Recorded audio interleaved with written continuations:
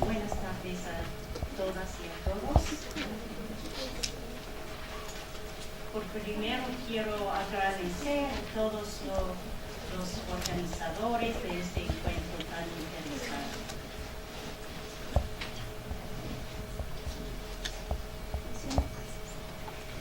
Bueno, los marcos teóricos nos guían en formar las preguntas que queremos explorar. No quiero dar una ponencia que es solamente teórica, porque hay muchas cosas que tenemos que hacer. Sin embargo, es muy útil explorar algunos paradigmas de la economía, la agricultura y la nutrición. Los paradigmas dominantes están conformados tanto por el contexto cultural de la comunidad como por el contexto del momento histórico. Estamos en un momento histórico cuando hay mucha gente que ya no confía en los paradigmas dominantes y están cambiando sus prácticas para construir nuevos paradigmas.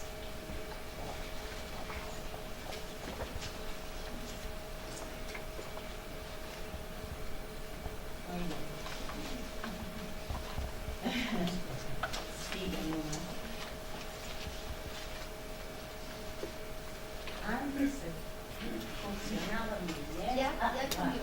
Okay.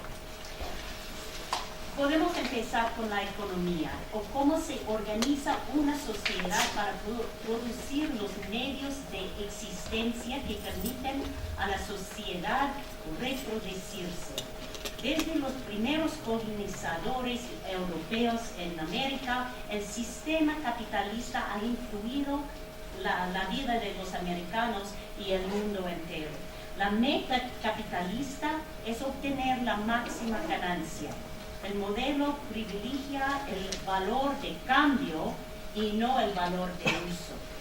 Entonces excluye todas las prácticas que siempre han ayudado a reproducir sociedades saludables. Las geógrafas feministas Gibson Graham, eso no se ve muy bien, usaron la imagen del iceberg para visualizar todas las prácticas no capitalistas que son necesarias para que la punta del iceberg, que es la economía capitalista, exista. La reproducción de la sociedad incluye muchas transacciones no comerciales, muchos intercambios de bienes y de servicios, y la mayoría están en manos de las mujeres. Concentrándome en el asunto del alimento, hice una versión de esta imagen, pensando en las prácticas alimenticias en mi comunidad en el estado de Oregón. Como se puede ver, hay muchas actividades que el paradigma capitalista no toma en cuenta, pero son muy importantes para la reproducción de una cultura alimenticia sana y para cambiar el paradigma dominante. Los animo a todos y a todas a que observen sus sistemas alimentarios de la misma manera. El paradigma productivista se basa en el paradigma capitalista dominante. Este paradigma de agricultura triunfó a mediados del siglo XX y ha sido dominante desde entonces. Incrementó con los avances de la química, el transporte y las tecnologías agrícolas. Está basado en fuentes de energía baratas para el ingreso y el transporte, una noción de recursos naturales ilimitados, los monocultivos y la externalización de los desechos y la contaminación. Promueve la conveniencia a bajo costo. La cantidad es más importante que la calidad. está apoyado por los gobiernos con subsidios y apoya la producción a gran escala. Los subsidios agrícolas del Departamento de Agricultura de los Estados Unidos aumentan la desigualdad de ingresos entre agricultores. Son las agroindustrias más grandes que reciben la mayoría de los subsidios. Además, el alimento que es más subsidiado es el maíz.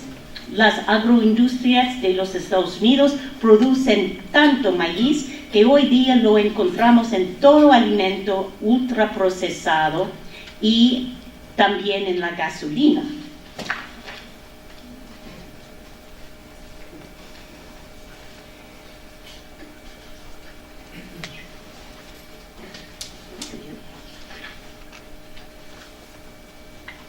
Las preocupaciones sobre la salud de los humanos y del medio ambiente han llevado a serias críticas del paradigma produccionista.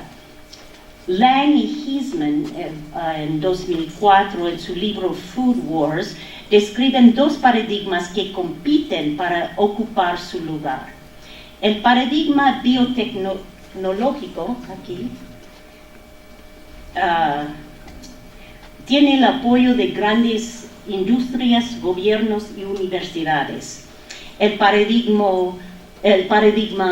agroecológica es más dependiente de las personas que cambian sus hábitos de consumo. Este último tiene el apoyo de la FAO, y la FAO llevó a cabo un estudio intensivo internacional y concluyó que es la agricultura familiar que conserva la producción de alimentos tradicionales, contribuye a una dieta equilibrada y promueve la salvaguarda de la biodiversidad agrícola mundial y el uso sustentable de recursos naturales.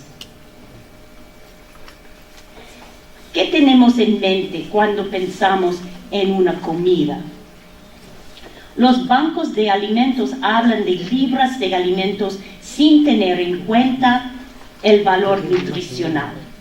Los nutricionistas dividen los alimentos en nutrientes específicos sin considerar su valor cultural. Otros modelos reducen las comidas en calorías. La agricultura no es parte de estos paradigmas. Nuevos paradigmas conectan la agricultura con la nutrición. El objetivo principal de la agricultura debería ser alimentar a las personas en una manera sostenible. Se enfoca en la noción de que el cuerpo humano no está separado del medio ambiente. Si tenemos un estilo de agricultura que envenena el medio ambiente, envenena a las personas. Han encontrado pesticidas en el cordón umbilical de los recién nacidos. Entonces, con estos paradigmas alternativos de la economía, la agricultura y la nutrición, ¿cómo podemos acercar los productores de alimento y los consumidores en relaciones de respeto? Jacqueline Contreras escribió en su tesis doctorado que los circuitos cortos de comercialización son más propensos a valorar la calidad asociada al origen, las prácticas de cultivo agroecológico, la relación con la salud y con el medio ambiente. También son más propensos a considerar los aspectos éticos y sociales de la producción y comercialización, o sea, la justicia social. Concluyó que los circuitos cortos de comercialización son parte de iniciativas que transforman el mercado en un medio para el desarrollo más que un fin en sí. Hay varios aspectos del mercado que pueden aumentar los beneficios monetarios de la gente del campo. Por ejemplo, compras públicas por parte del Estado y mercados internacionales de comercio justo. También hay prácticas fuera del mercado que pueden acercar a agricultores y consumidores, como los sistemas de garantía participativa y el agroturismo. Aquí voy a concentrarme en la explicación de unos modelos de mercado que se pueden realizar entre la población de un territorio para conectar los agricultores con los otros consumidores que no producen alimento. Aquí está un estándar típico de la cadena agroalimentaria industrial. Noten la distancia entre el productor aquí, todo eso, y el consumidor.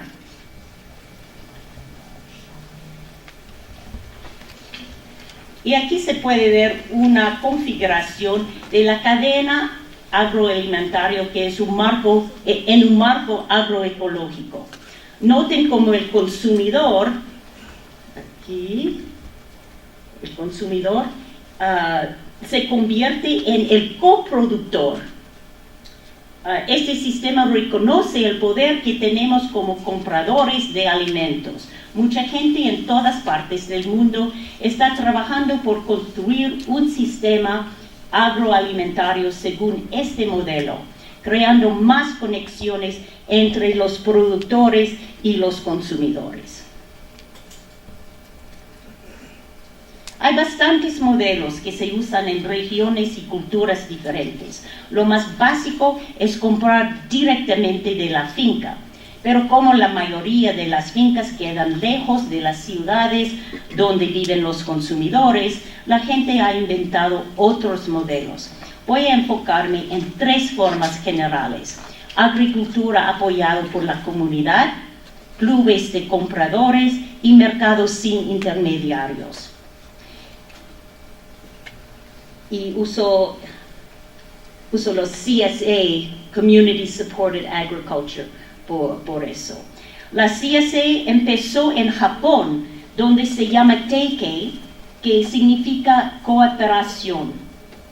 Empezó en los años 60, cuando consumidores en las ciudades estaban preocupados por el nivel de mercurio en el alimento. Ofrecieron pagar una prima por adelantado si los agricultores prometían producir limpiamente. En los Estados Unidos fueron los agricultores en lugar de los consumidores quienes fundaron la CSA. La idea es que el agricultor necesita dinero en la primavera para comprar semillas y para preparar su trabajo, pero en general no tiene dinero hasta la cosecha al fin del verano. Entonces, el consumidor paga por la temporada entera en la primavera y recibe una canasta de alimento cada semana. Al principio las canastas son muy ligeras, unas hojas verdes, pero después son muy pesadas. Pero el consumidor necesita saber que la profesión del agricultor es arriesgado y cuando entra en esta relación asume una parte del riesgo. Si hay una invasión de plagas, no puede pedir su dinero. Está invertido en el éxito de la chacra. Muchas veces hay visitas en la chacra por los miembros de la CSA. Es evidente que un modelo así fue fundado lejos de la línea ecuatorial, donde hay solamente una temporada de crecimiento y un invierno cuando las plantas mueren. Es evidente también que este modelo funciona en una economía donde mucha gente puede pagar bastante dinero por adelantado. Hay muchas variaciones del modelo CSA.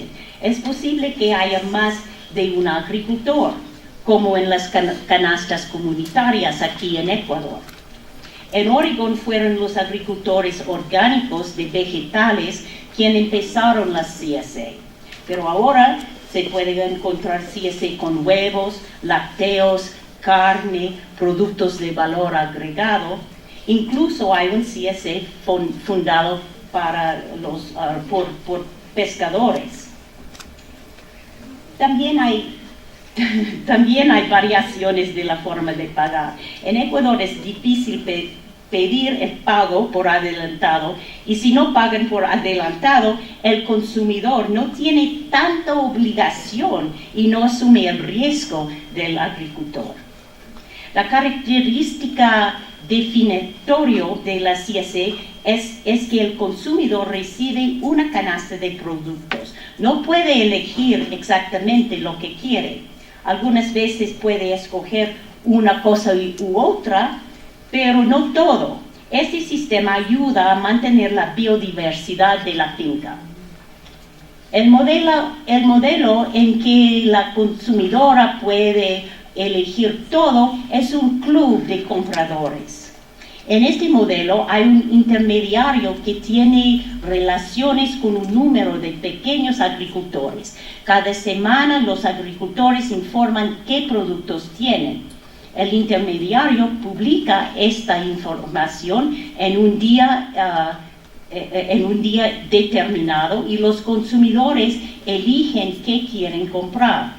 El intermediario da esta información a los agricultores y luego recolecta los productos. Todos los consumidores vienen en un tiempo determinado para recoger sus pedidos. El Internet ha facilitado este tipo de transacción. Hay plataformas de software especiales para clubes de compradores. Finalmente, hay mercados de agricultores sin intermediarios. En un mercado los consumidores compran lo que quieren del agricultor o de la agricultora que quieren. No están obligados de comprar o de conocer a la agricultora. Sin embargo, muchas veces relaciones se desarrollan entre agricultores y consumidores en los mercados. De igual importancia son las relaciones que desarrollan entre agricultores. Es verdad que son competidores, pero también son socios.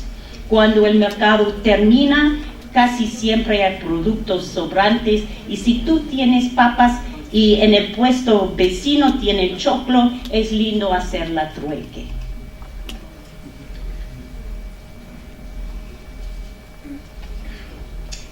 Estos modelos para acercar productores y consumidores dependen de que los consumidores conozcan más sobre su sistema alimentario. Entonces, ahora voy a cambiar de rumbo y hablar un poco sobre la comunidad de aprendizaje intercultural, sobre el alimento, la cultura y la justicia social en Oregón y en Ecuador, porque me gustaría que la Universidad de Cuenca se convierta en un socio de este programa. Donde quiera que vivamos en un mundo global, y esto es particularmente claro cuando observamos el sistema alimentario. Entonces, ¿cómo pueden las universidades ayudar a crear ciudadanos globales que se preocupan por otros lugares en el mundo y que puedan ayudar a crear un mejor sistema alimentario? Con la ayuda de la Fundación Fulbright y la Fundación Swift y Eco Rural y el Programa de Alimento, Cultura y Justicia Social de la Universidad Estatal de Oregón, diseñé un espacio de aprendizaje intercultural no jerárquico que se centraría en la globalización desde abajo. Hay fuertes movimientos alimentarios alternativos en Oregón y en Ecuador, entonces empecé con esta gente. La gran pregunta central de la comunidad de aprendizaje es el tópico del film de esta mañana, de la película, es cómo imaginamos un sistema alimentario sostenible que sea justo y saludable para todos y todas, y cómo podemos ayudar a crearlo. Desde el principio fue crucial involucrar a intelectuales, estudiantes y miembros de las comunidades de ambos países.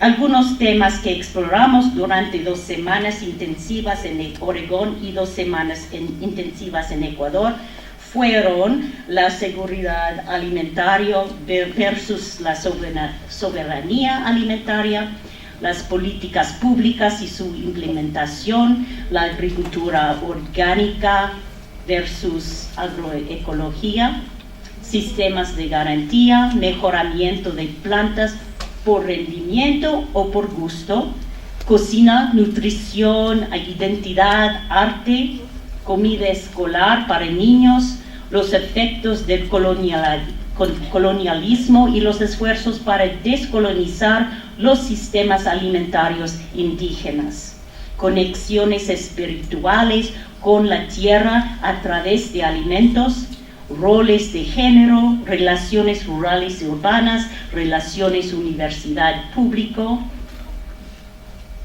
muchas cosas.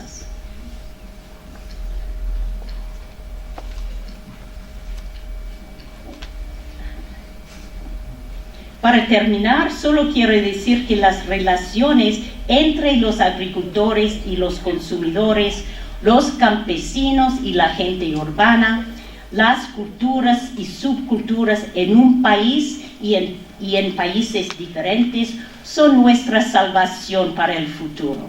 Muchas gracias. Muchísimas gracias primeramente por haberme invitado. Es un espacio muy bien organizado, muy interesante las ideas que se están compartiendo acá.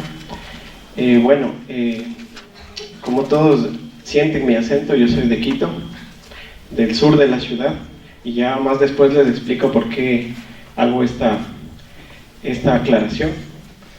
El tema que voy a compartirles el día de hoy es relaciones campo-ciudad que sean solidarias, sustentables, soberanas y bioseguras a través de la agroecología. Estudio de caso de la Asociación del Buen Vivir del Cantón Pedro Moncayo, que es compañeros agricultores que estamos apoyándoles a facilitar mucho de su trabajo, a visibilizar su trabajo. La siguiente, por favor. Estos agricultores de esta asociación están ubicados, como vemos, en esta parte de aquí, de la provincia de Pichincha. Esta zona se caracteriza por tener gran presencia de fincas florícolas.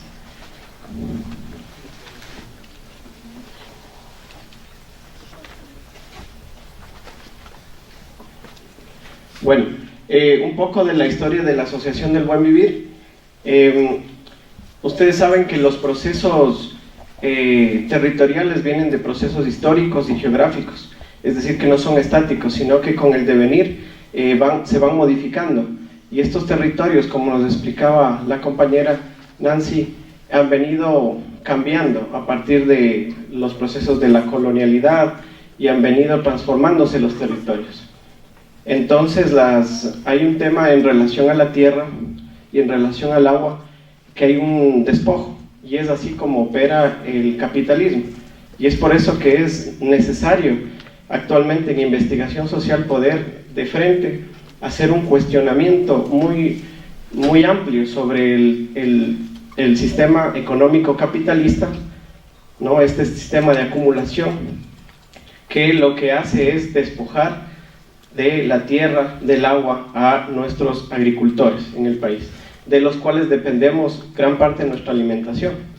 Es decir, es justo, ¿no es cierto?, que se pueda visibilizar el trabajo de ellos, y es injusto que se permita que los agronegocios empiecen a seguir despojando y se dé más despojo de los recursos naturales.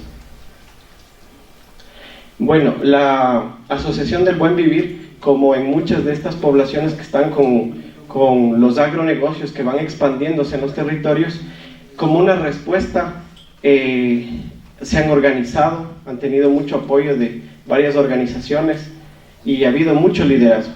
Eso es algo muy importante. Las mujeres están muy empoderadas del tema de la agroecología, son protectoras de la vida, protectoras de sus familias.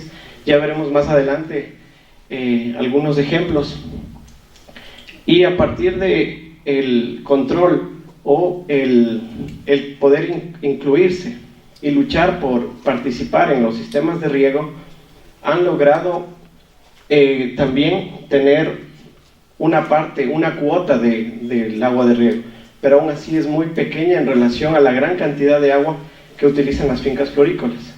Se dice que ellos utilizan, una hectárea de rosas utiliza 1 millón de litros al mes de agua, ¿sí? Versus un productor pequeño que utiliza 1000 litros al mes. Entonces miremos, ¿no?, esa huella hídrica gigante de las florícolas.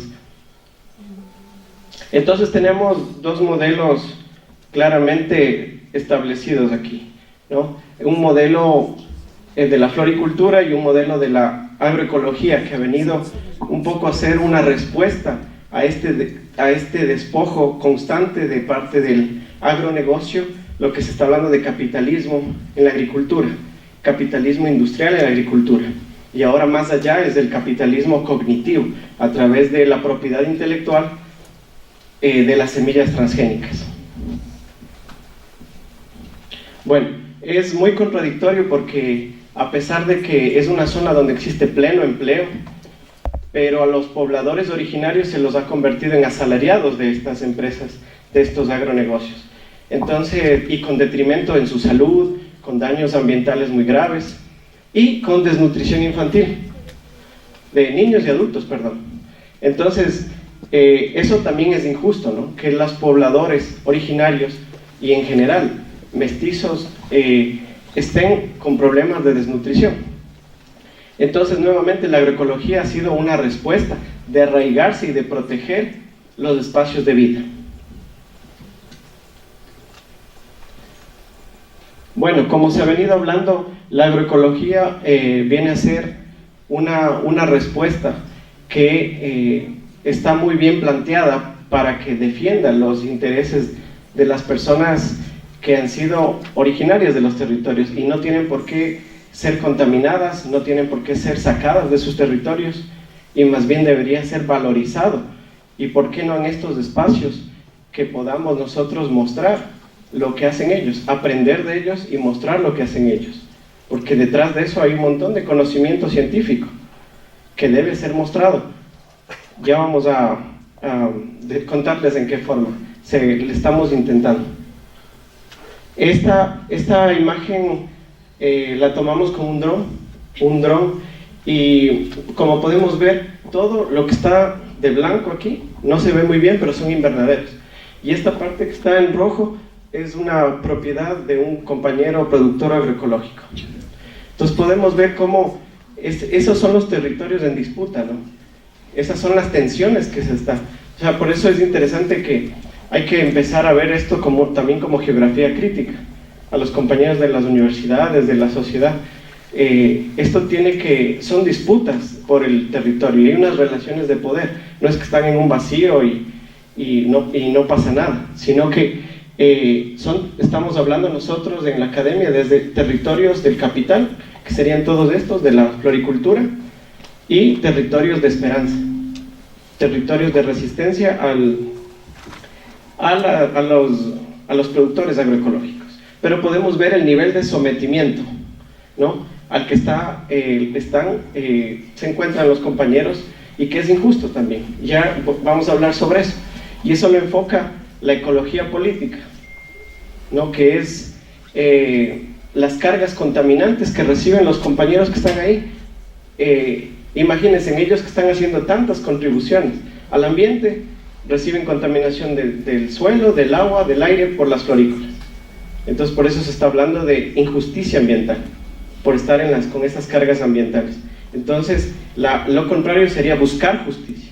Entonces, lo que decían las compañeras, hay que buscar estas banderas de lucha, que es por la justicia, por recuperar el derecho a un ambiente sano, y por la justicia espacial, es decir, recuperar el espacio para la vida, para que ellos puedan realizar sus actividades. y que tantas contribuciones sociales, ambientales cumplen. En el cantón Pedro Moncayo, pues ha habido una voluntad política de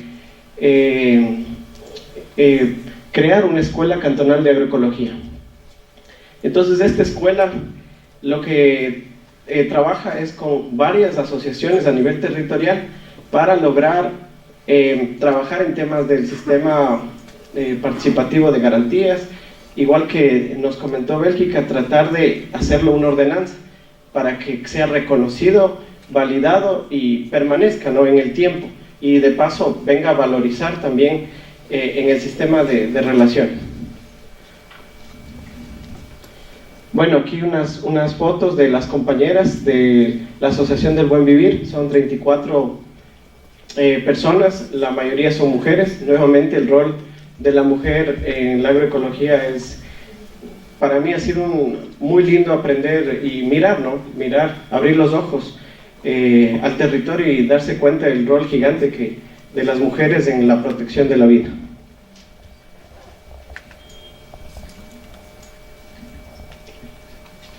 ¿Qué se pasó? Ya. Bueno, entonces, como les comentaba, ha habido un apoyo político de parte de la Escuela Cantonal de Agroecología. Se está dando organización de la producción y del consumo, que es importante vincular ambos espacios, el enfoque de género, la economía social y solidaria y la soberanía alimentaria, que se conecta con esto que les digo de la justicia espacial, justicia ambiental, es decir, recuperación del ambiente, recuperación del espacio, recuperación del clima, porque hay un tema de injusticia climática también, desde el norte, ¿no? Ustedes saben, las emisiones, 97% de las emisiones vienen de los países industrializados, 3% de América Latina. Entonces también hay un tema de injusticia climática. Y si las fincas agroecológicas son unos espacios de resiliencia y adaptación al cambio climático, ¿cómo no vamos a pensar en que se tiene que valorizar y los consumidores comprar más, ¿no? Y tener ejercer el derecho político de poder preferir los alimentos agroecológicos?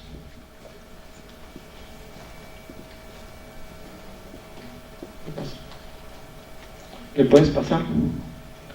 Gracias. Bueno, los avances y desafíos que tiene la asociación es seguir consolidando el sistema participativo de garantías, también el visibilizar a nivel de los consumidores. Yo creo que eso es muy importante, que está muy atomizado el tema del sistema participativo de garantías, y hay una iniciativa muy interesante del gobierno provincial de Pichincha, que es una ordenanza provincial de agroecología. Entonces de pronto puede consolidar como un paraguas a los distintos SPGs que tienen una marca, ¿no?, para que el consumidor pueda identificar en un mercado y poder elegir ese alimento.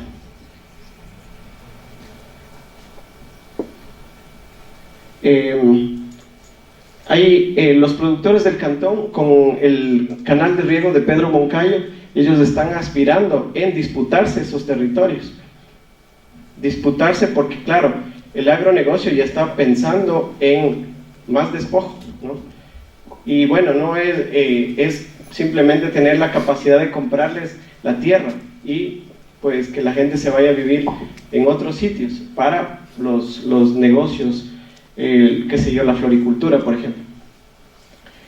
Fortalecer la organización a través de la asociatividad, otro de los desafíos, y la comercialización, que eso siempre ha sido un tema que, digamos, se está consolidando, está creciendo, pero veo que acá hay muchas experiencias que se puede aprender en otros sectores del país. Además, el ámbito académico debe dar mucho más apoyo a las iniciativas agroecológicas para visibilizar.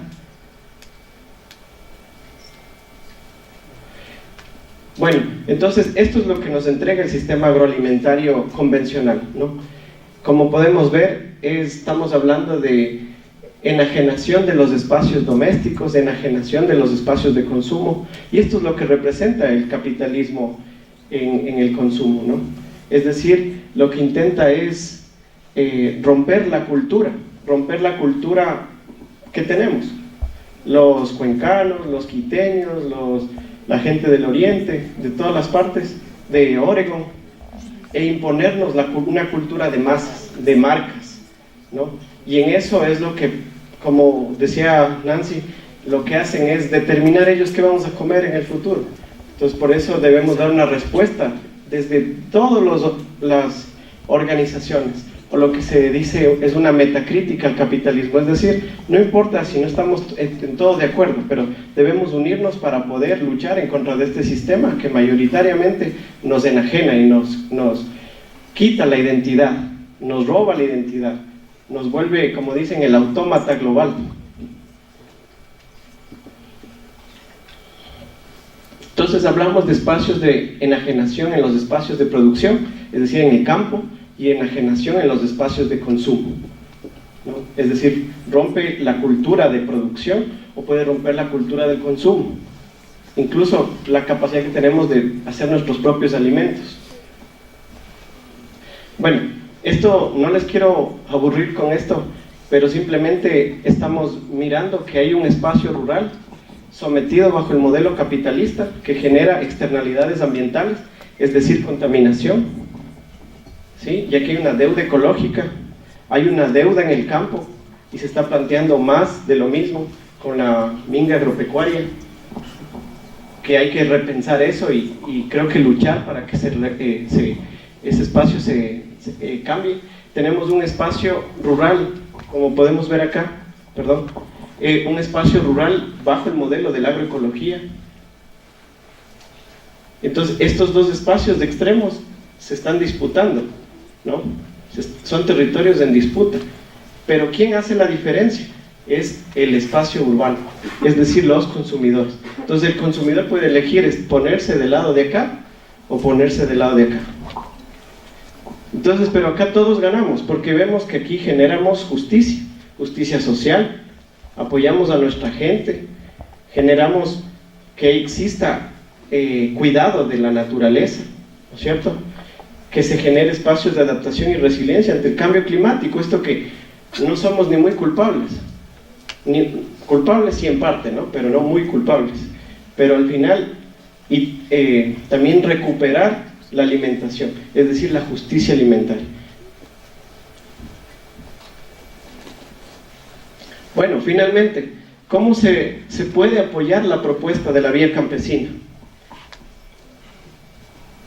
de soberanía alimentaria? Pensamos, porque no solo lo pienso yo, piensan muchas personas, muchos estudiantes, muchos amigos, todos ustedes acá, pero desde la academia pensamos que hay que trabajar más en visibilizar ante los campesinos y la sociedad en general los conflictos ecológicos redistributivos, es decir, esta contaminación que generan las grandes empresas. Justo este fin de semana estuve en Manabí, en el Festival de la Tierra, y muy bonito, muy interesante, pero tenaz porque estaba junto a la Universidad Superior Politécnica Agropecuaria de Manabí. Pasaba una avioneta fumigando, y yo me asusté porque iba en el taxi y pensé que se caía la avioneta encima de nosotros. Y yo dije, no, tranquilo, esto es normal aquí. Entonces me dio mucho dolor, ¿no? Que acá o en Quito no tenemos las avionetas, pero tenemos otras formas que nos están fumigando. Entonces hay que indignarse definitivamente, porque es un espacio de sometimiento. ¿Qué más? Valorizar los conocimientos de los campesinos en el ámbito económico, social y ambiental. Estamos mirando como las fincas agroecológicas como espacios de resistencia, como un espacio mental, es decir, esta capacidad que tenemos para poder apoyar a los productores. Es un espacio material, como la materialidad de los territorios se puede ir transformando, y es un instrumento político, que acá las compañeras lo manejan muy bien, y son lideresas, y están transformando y siguen siendo un ejemplo para otras regiones del país. Hay que visibilizar también los efectos desestructurantes del capitalismo en la agricultura, los efectos, despojo de tierras, de agua, el shock muchas veces que es a la fuerza, ¿no? También, como alguien me decía, el de Cameron Mompiche, me decía un colombiano que ahí le mataron al hermano porque esas tierras del Decameron Mompiche hubo despojo ahí. Y uno a veces no sabe, y dice, sí, le mataron a mi hermano. ¿Yo dónde? ¿En Colombia? No, en Esmeraldas. Yo pensé que no pasaba, ¿no? Y uno no sabe muchas cosas. Y también la descapitalización. Como hablaba Joan, no solo que el sistema agroalimentario se vea como un valor de cambio, como mercancías los alimentos, sino que se vea como un valor de uso, el valor cultural, el valor de la salud que tienen, es decir, un montón de cosas, la memoria que tiene la gente. Bueno, esta es prácticamente lo mismo que les he comentado, pero creo que al generar pequeños, como decía en el video de los compañeros, pequeños esfuerzos, ¿no? Pequeños proyectos, pequeñas iniciativas pueden ir incidiendo hasta que al fin puedan llegar a incidir en políticas públicas y poder transformar el sistema agroalimentario, que tenga estas 4 S que las habla mi profesor Jaime Breil en la Universidad Andina. Las 4 S, que sea un sistema agroalimentario solidario, soberano, sustentable y bioseguro, ¿sí?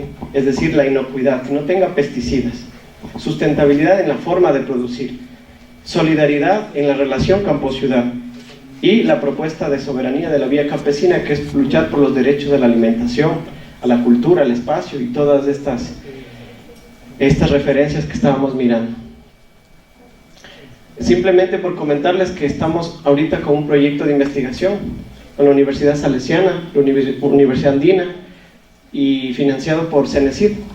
Y a pesar de que el sistema puede ser muy funcionalista, reduccionista, pero siempre hay espacios de autonomía, y creo que estamos intentando entender ese espacio de autonomía relativa para poder entender el sistema agroalimentario y poder generar evidencias científicas a través de mirar el análisis de ciclo de vida que utilizan nuestros estudiantes para graduarse. Entonces estamos utilizando esta herramienta para decir el tomate, la zanahoria, la lechuga, la papa, cuánta energía gastan desde que se siembra hasta que se cosecha, se transporta, se distribuye, se consume y los residuos que genera.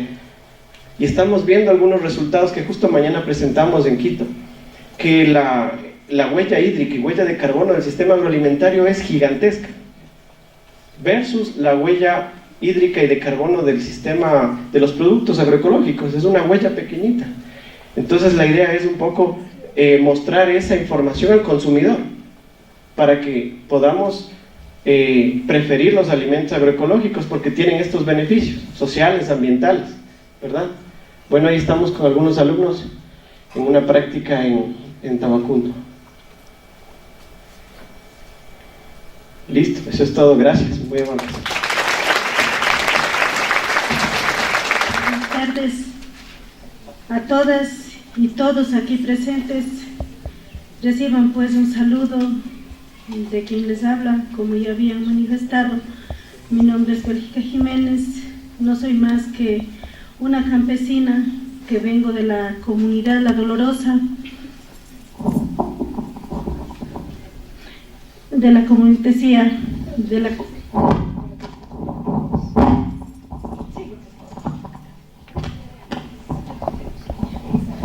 no es mi culpa ser tan pequeña, así es la naturaleza. Decía que vengo, no puedo negar de dónde vengo de la comunidad La Dolorosa, de la parroquia de Ludo, Cantón Sixi. Me siento orgullosa, reitero, de ser campesina. Y bueno, debo decir que vengo ejerciendo que esa es mi profesión. Como decía la compañera Tatiana, estoy liderando la coordinación de la red agroecológica del Austro por segundo periodo. Es por la exigencia de las organizaciones, mas no ha sido el querer seguir utilizando ese espacio. Bueno, un poquito haciendo historia. La red agroecológica del Austro está actualmente conformada por 20 organizaciones de base, las que están al frente entre pocas instituciones de apoyo, diferente a lo que fue en los primeros años de su creación, que fue creada por por instituciones, digamos. En el momento está mayormente dirigida por organizaciones. Es un placer decir que se ha dado este cambio rotundo, donde estamos seriamente involucrados y comprometidos las organizaciones campesinas en liderar nuestra propia organización y aparte de ello, nuestro compromiso. También debo decir que estamos trabajando nuevamente en alianza con la organización APA Azuay de acá del Cantón Cuenca. Bueno, el tema que me han pedido a mí un poco compartir es diálogo campo-ciudad, alianza solidaria y estratégica para nuestro derecho a la alimentación soberana. En base a ello debo decir que la red agroecológica del Austro tiene varios ejes. Entre ellos está el sistema participativo de garantía y poniendo un poco adelante lo que es la producción, la capacitación y la comercialización asociativa. Debo decir que para nosotros ha sido un gran reto, porque hace años atrás es como que la agroecología fue tomado como cosa de locos, de desocupados, de gente que no tiene qué hacer. Pero nuestra convicción, ¿qué les puedo decir? Nuestro interés, reitero, convicción, ha sido rescatar lo que venían haciendo nuestros antepasados, cuidando, protegiendo y preservando el medio ambiente, es decir, el ambiente, porque si decimos en medio de pronto vamos a decir que estamos dividiendo, no, sino más bien es el medio en donde vivimos. Creo que no estoy equivocada, frente a los criterios de la gente más estudiosa. Para nosotros más el estudio es en la propia chacra, en la propia tierra, el lugar donde vivimos y de donde venimos. Bueno, como decía, este sistema participativo de garantía lo hemos venido haciendo en base a lo que creemos y consideramos, que lo primero es la comida, es la salud ambiental, donde está involucrada todo un conjunto de personas y organizaciones. ¿Qué quiero decir con esto? Hemos logrado involucrar tanto a instituciones como a organizaciones de base.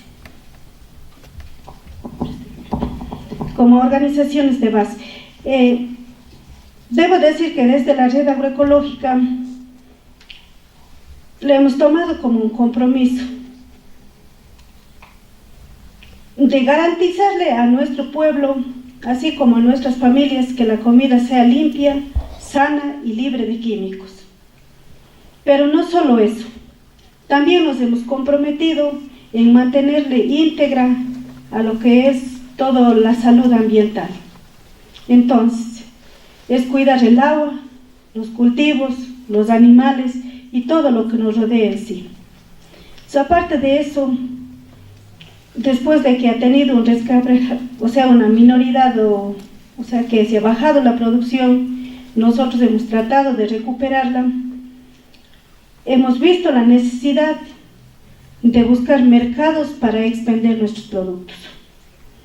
Porque antes se le ha venido haciendo creer al campesino, a la campesina, sobre todo a la mujer indígena, a la mujer campesina, que tiene que vivir allí en el campo nomás, que tiene que trabajar allí en el campo nomás, que tiene que cuidar a los guaguas nomás, que tiene que cuidar al marido nomás, como empleada gratis nomás.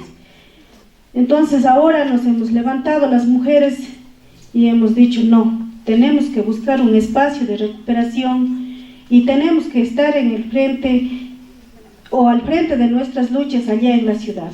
Es por eso que tenemos alianza con la red de consumidores por primera iniciativa acá en la ciudad de Cuenca, donde muchas gracias, agradezco a Camilita que está liderando esta organización y también nos ha invitado y veo con profunda satisfacción, y esto comunicaré a mis compañeros de las organizaciones, donde se ve bastante gente interesada aquí en que ha valorado lo que es nuestro trabajo como campesinas, como campesinos. Digo esto un poco para redundar, pero que estamos en lucha, y estamos buscando espacios dignos para la comercialización asociativa. Es así que en el año del 2004, si la mente no me engaña, tuvimos un primer espacio de comercialización, y el actual, que ya nos cambiamos de local, está en el tras de Diario Tiempo, el Biocentro Agroecológico.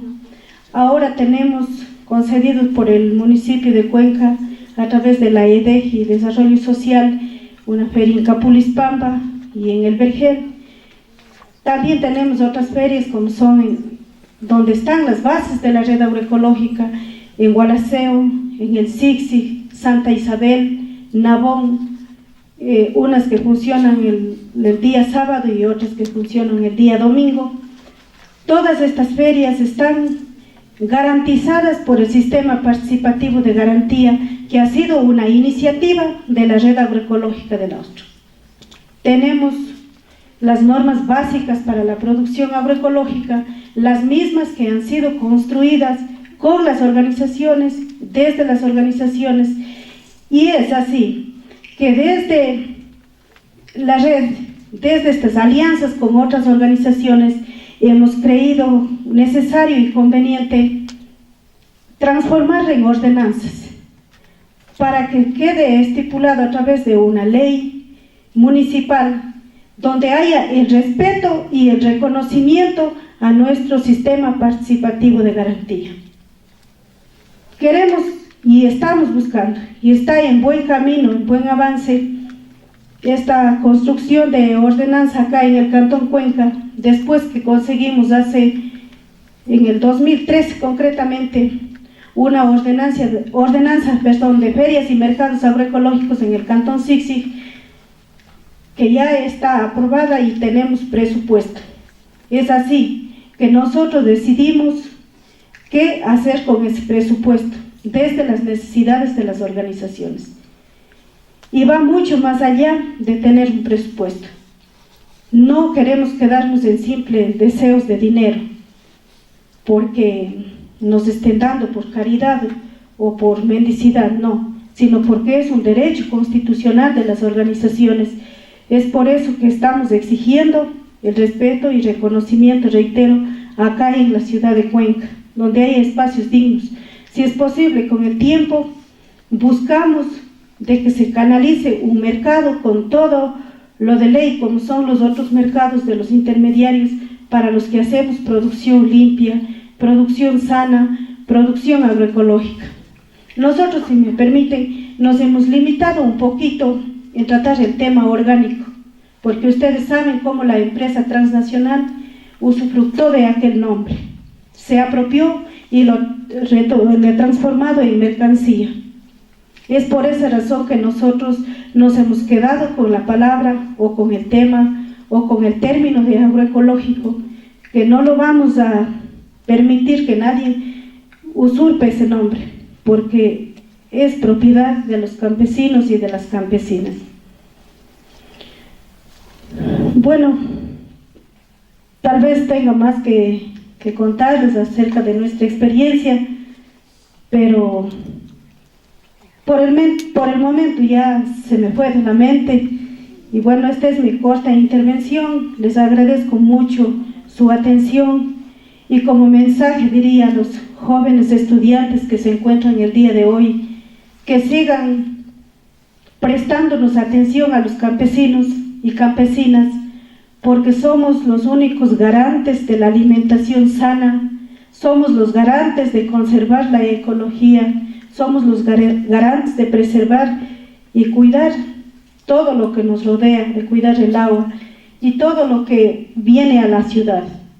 No podemos estar sentados esperando que solo los campesinos y campesinas estemos defendiendo estos procesos, sino que ustedes y todos los aquí presentes se sumen, hagamos minga para defender nuestro territorio, para decir no a la minería a gran escala, ni siquiera pequeña minería, peor a cielo abierto, porque eso acabaría con la vida de todos los seres humanos, concretamente con la vida de todos los seres humanos, donde beneficia a un grupo tan minúsculo como es los grandes empresarios o los grupos transnacionales, y a nosotros cada vez nos va a dejar desposeídos de nuestros recursos naturales y nos vamos a quedar cada vez en la marginidad y en la mendicidad, sobre todo en la pobreza y mucho más, con mucho hambre.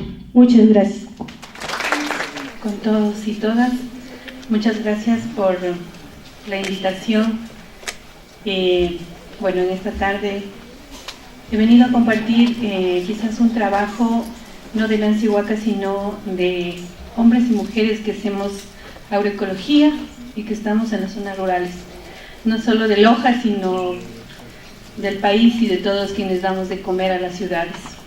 Entonces, de alguna manera, esta reflexión que pretendo en esta tarde compartirles es ese esfuerzo conjunto y comunitario de una reflexión de que cómo ha sido el despojo de los pueblos andinos, no solo en el tema de la alimentación, sino en el tema de la identidad, de nuestras costumbres y sobre todo de nuestras raíces.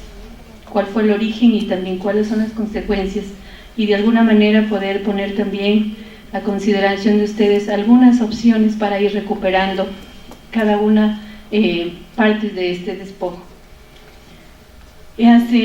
Haciendo como una línea de tiempo, y quizás utilizando esta línea de tiempo, podemos considerar que hace 10.000 años nuestros pueblos teníamos una gran diversidad. Una diversidad de culturas, una agrobiodiversidad, una espiritualidad propia, una vida en comunidades, el respeto hacia la naturaleza, hacia el cosmos, hacia la vida misma, el profundo respeto sobre todo a la madre tierra, como nuestros compañeros quichua hablantes dicen a la Pachamama. Yo provengo de un pueblo del cantón Loja, se llama Chuquiribamba, está a 2.700 metros sobre el nivel del mar. Hago agricultura campesina enfocada en el tema de la agroecología. Y quizás una de las cosas que más ha marcado el tema de la agricultura campesina es que en el lugar de donde yo vengo y con el tiempo de vida que tengo y con mucha tristeza, vemos que cada vez se van cambiando los patrones de vida, los patrones alimentarios, los patrones de identidad. Se dice que con la conquista de América vinieron nuevas formas de vida, y es verdad, porque de alguna manera hace 10.000 años, como les digo, en esta línea de tiempo construida, teníamos muchas más diversidades.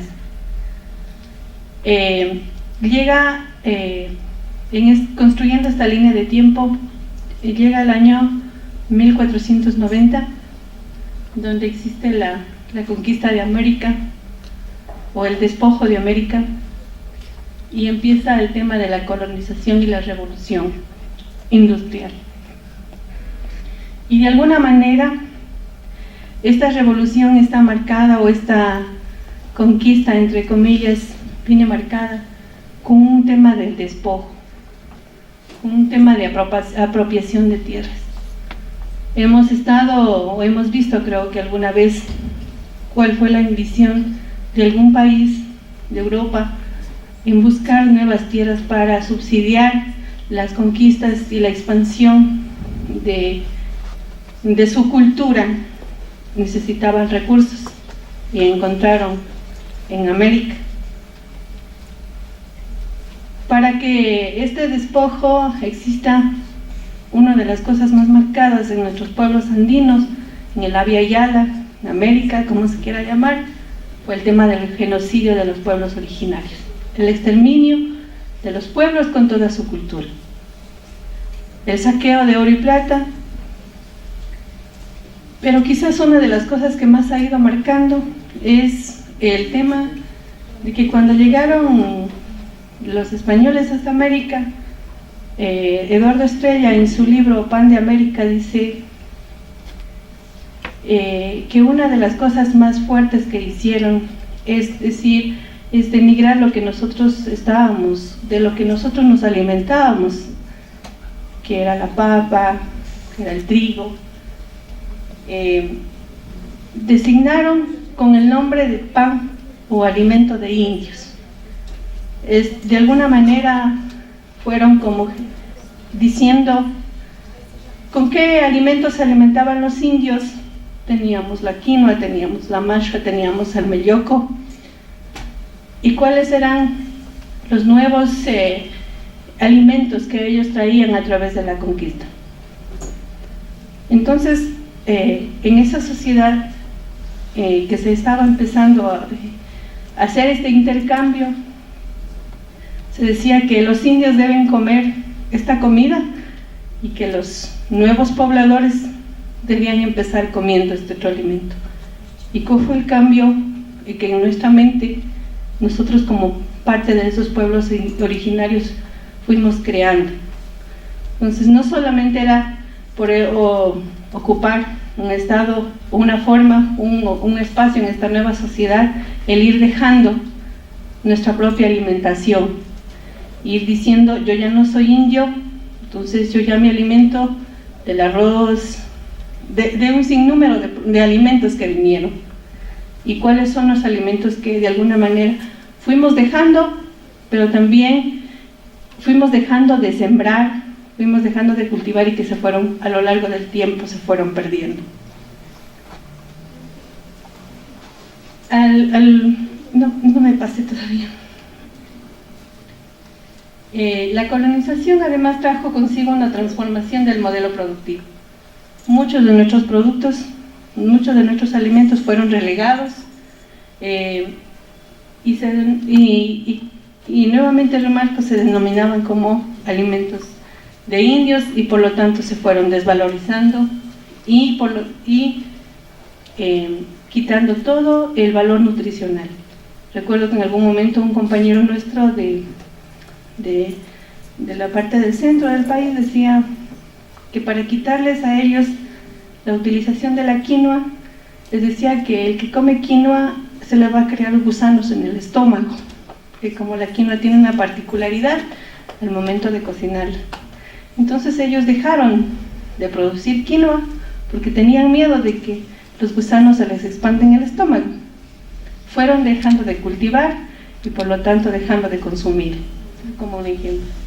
Entonces, con esa pérdida del alimento que vamos creyendo, pero también con la pérdida del alimento vamos perdiendo la identidad de cada pueblo, porque se va homogenizando la forma de la alimentación. Decía la compañera anteriormente que quizás el mundo en algún estado están produciendo a como de lugar y de alguna manera tan despegada del tema del alimento nuestro, que era el maíz, pero que con el tiempo sin número de variedades de maíz que había ya no hay, y ahora hay solo un solo tipo de maíz ultra procesado, nos decía la compañera. Entonces ahora es todo del maíz, pero no el maíz que comían nuestros abuelos. Si me ayuda pasando. Luego tenemos un siguiente periodo que pasó desde el año de 1930 a 1980. Por el tiempo corto vamos haciendo los periodos también un poco más larguitos.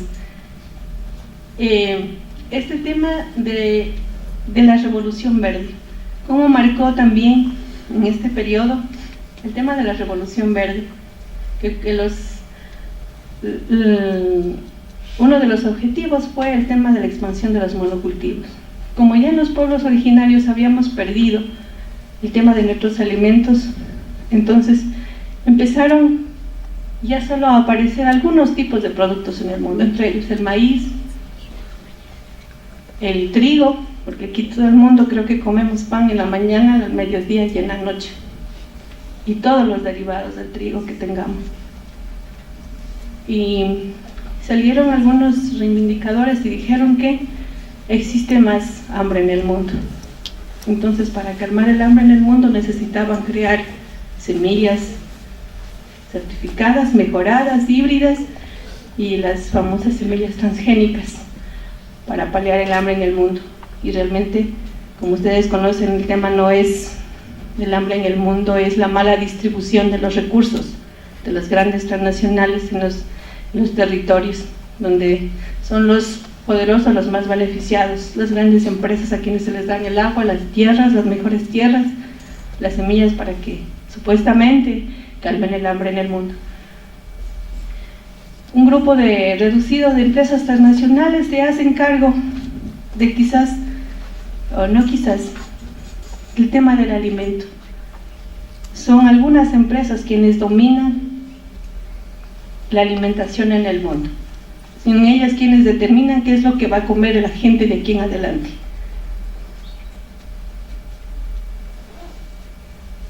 El arroz, el trigo, el maíz, la soya constituyen en la actualidad la alimentación básica de 4 millones de personas. Nuestra biodiversidad y de semillas y de alimentos se ha reducido enormemente. Decía en la primera diapositiva que antes de la conquista teníamos miles y miles de especies y al pasar del tiempo, en esta época que no es ni muy larga, de 1490 hasta 1930, y habíamos perdido la mayor parte de nuestra agrobiodiversidad. El poder del mercado toma más fuerza, el poder del consumismo en los espacios, en los territorios, en los países, en los pueblos, en las comunidades mucho más pequeñas, el consumismo se hace más grande, porque son ahí los espacios donde se hace más cruel el tema del consumo. Ya las poblaciones rurales o las comunidades rurales, ya no hay jóvenes para que trabajen la tierra, sino buscan empleos, todo tipo de empleos en las ciudades, y está mendigando para poder sostener economías que no son favorables.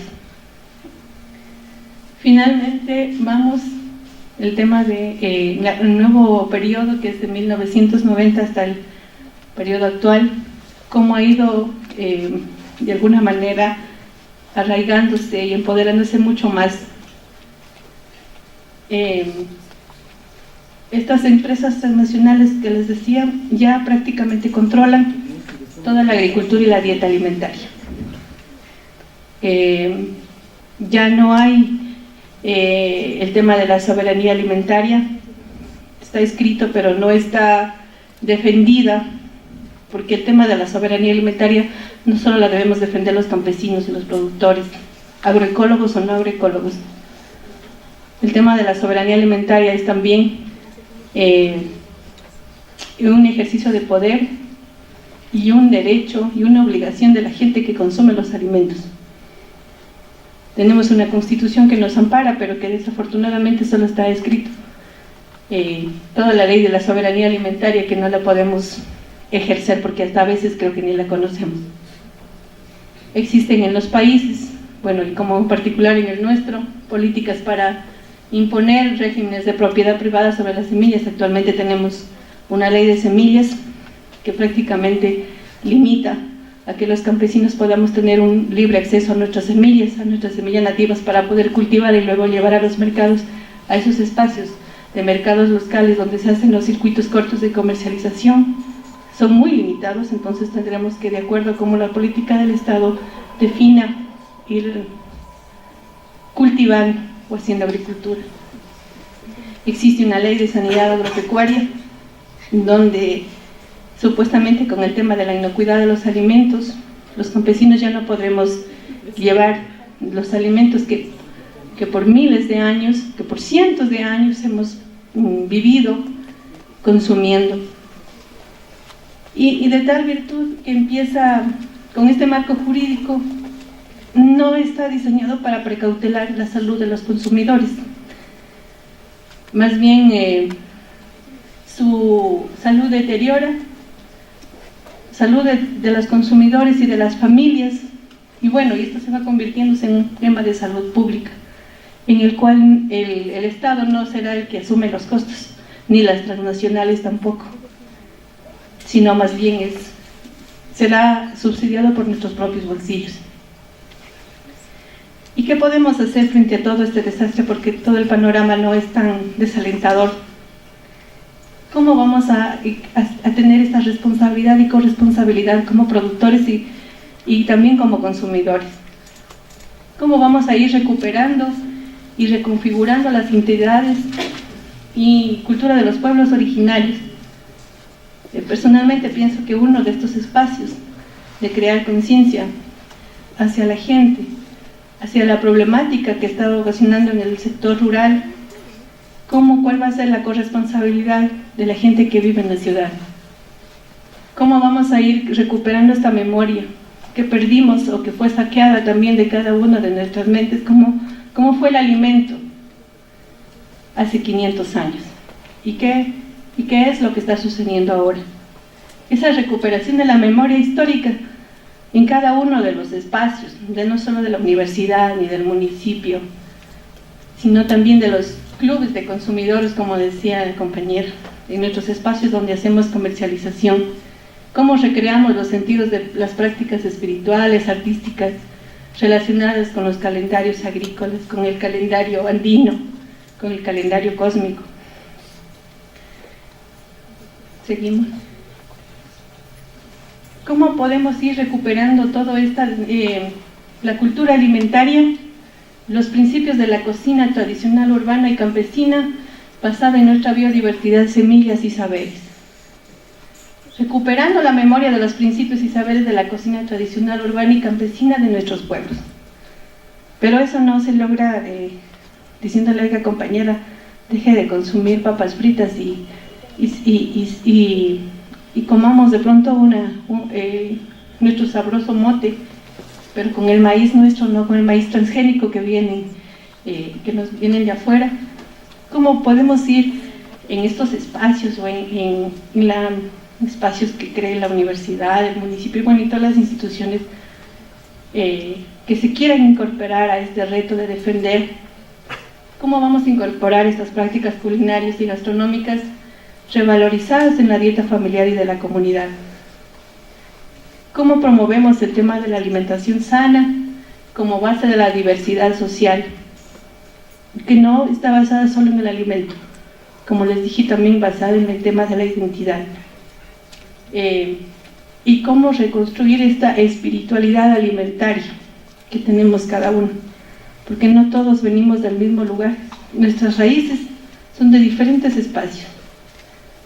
Yo no puedo desconocer mi sabroso tamal lojano en mi mote. Igual nuestras compañeras de otras provincias, de otros lugares, de otros países. ¿Cómo podemos ir recuperando esa espiritualidad del alimento? Y recuperando estos principios y las prácticas de esta agricultura despojada, basada en nuestras semillas, en nuestra biodiversidad, en el trabajo familiar, comunitario, colectivo, en mingas, prescindiendo del uso de agroquímicos, de semillas transgénicas, de antibióticos, de esta comunidad que honra a la madre tierra, a la Pachamama, cómo criando, cómo revalorizando nuevamente los elementos del cosmos, el agua, como eje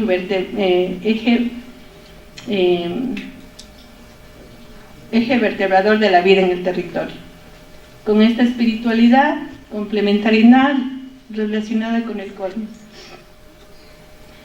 y que cada uno cómo puede aportar en el tema de la creación de los alimentos naturales, frescos, variados, sanos y nutritivos, y sobre todo abundantes, y que no sea solamente un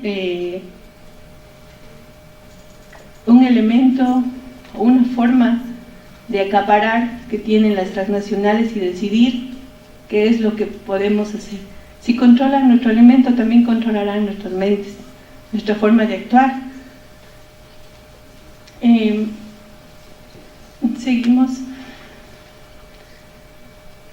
y cómo vamos a ir construyendo y conformando y fortaleciendo sobre todo esta asociatividad de organizaciones sociales, de instituciones en el campo y en la ciudad para la defensa de las semillas y de nuestra soberanía alimentaria.